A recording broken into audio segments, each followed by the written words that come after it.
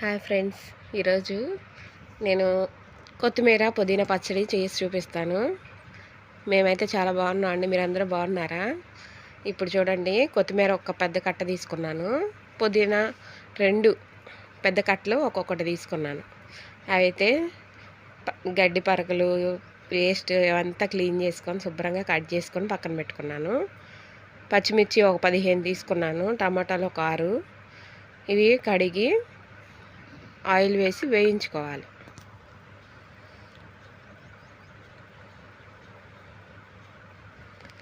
చూడండి, ఈ పచ్చిమిర్చి టమాటా 2 వేసి వేయించుకుంటున్నాను. మనకు కావాల్సినవి పచ్చడిలోకి నిమ్మకాయ సైజ్ అంతా చింతపండు, కల్లుప్పు, 1 స్పూన్ జీలకర్ర, చిన్నులపాయ.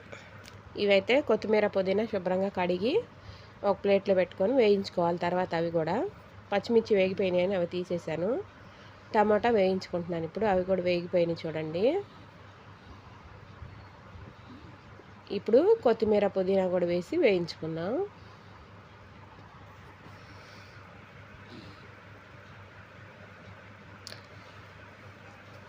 మాకు సండే చర్చిలో వంట కోసం అని చెప్పి మేము కొత్తిమీర పుదీనా తీసుకుంటాం. అయితే నేను అవసరం అని చెప్పి నేను తీసుకున్నాను. మా మామయ్య గారు కూడా మళ్ళా కొత్తిమీర పుదీనా 2 తీసుకొచ్చారు.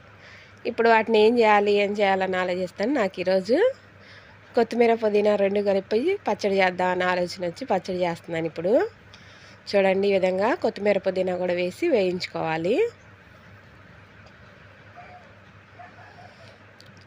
చింతపండు కూడా మనం ఒకసారి వేడి తగిలితే మెత్తబడుతుంది కదండి, అందుకని చింతపండు కూడా వేసి వేయిస్తున్నాను.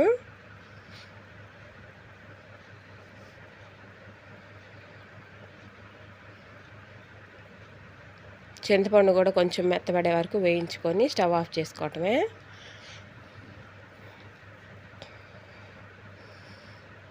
ఎలా ఉన్నారు ఫ్రెండ్స్? మీరు అందరూ బాగున్నారా? మేమైతే వీడియోస్ పెట్టడానికి లేట్ అవుతుంది ఫ్రెండ్స్, ఏమనుకోకండి.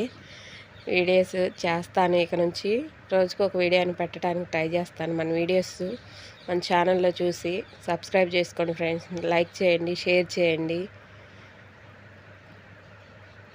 పుదీనా కొత్తిమీర కూడా వేగిపోయింది, చింతపండు కూడా మెత్తపడిపోయింది. ఇప్పుడు స్టవ్ ఆఫ్ చేసుకొని చల్లారిన తర్వాత మిక్సీ పట్టుకోవాలి. మనం చూపించుకున్నాం కదా, కల్లుప్పు, జీలకర్ర, చిన్నులపాయ కూడా వేసి మొత్తం కలిపి మిక్సీ పట్టేసుకుంటున్నాను ఒకసారి. చల్లారిన తర్వాతే మిక్సీ పట్టుకోవాలి, గుర్తుంచుకోండి.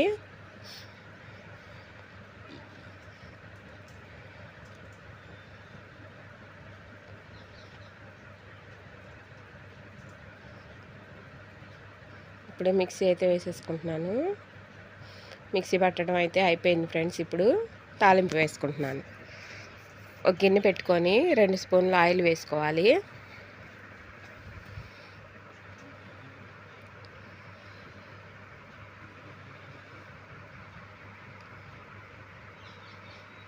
నేను ఒక చేత్తో వీడియో తీస్తూ ఒక చేత్తో వంట చేయటం వల్ల కొంచెం ఇబ్బందిగా ఉంటుంది. ఏదైనా సరిగా కనిపించకపోయినా ఏమనుకోకండి. ఇప్పుడు తాలింపు వేసుకుంటున్నాను. ఒక ఎండుమిర్చి ఎరగదీసి వేసాను. 1 స్పూన్ తాలింపు దినుసులు వేసుకున్నాను. ఇవి చిటపటలాడే వరకు వేయించుకోవాలి.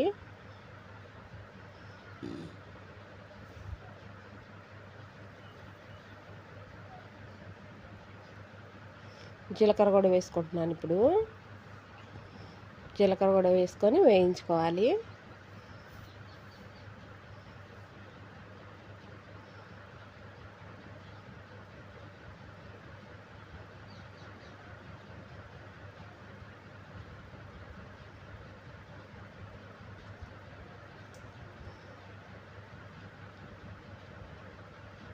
కరివేపాకు మీ దగ్గర ఉంటే వేసుకోండి, లేకపోతే పర్లేదు.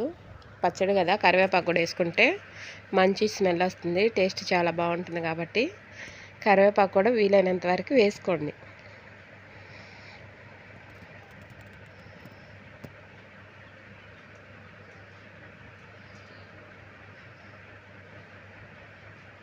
కరివేపాకు కూడా వేసుకున్నాను. ఇప్పుడైతే కరివేపాకు వేసి ఒకసారి కలిదిప్పుకోవాలి.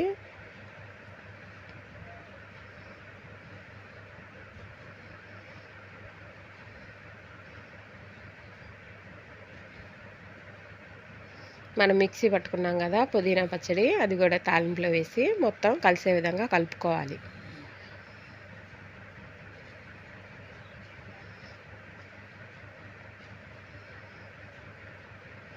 టేస్ట్ అయితే సూపర్గా ఉంటుందండి. వేడి వేడి అన్నంలో నెయ్యి వేసుకొని తింటే, మనం కర్రీస్తో తినేదానికంటే చట్నీ పచ్చడి చేసుకున్నప్పుడు నెయ్యి వేసుకొని తినేటప్పుడు 2 ముద్దలు అదనంగానే తింటాం. కానీ ఇష్టం లేని వాళ్ళు ఉంటారండి, ఎవరో కొద్దిమంది ఉంటారు. మేమైతే పచ్చడి అంటే చాలా ఇష్టపడతాం.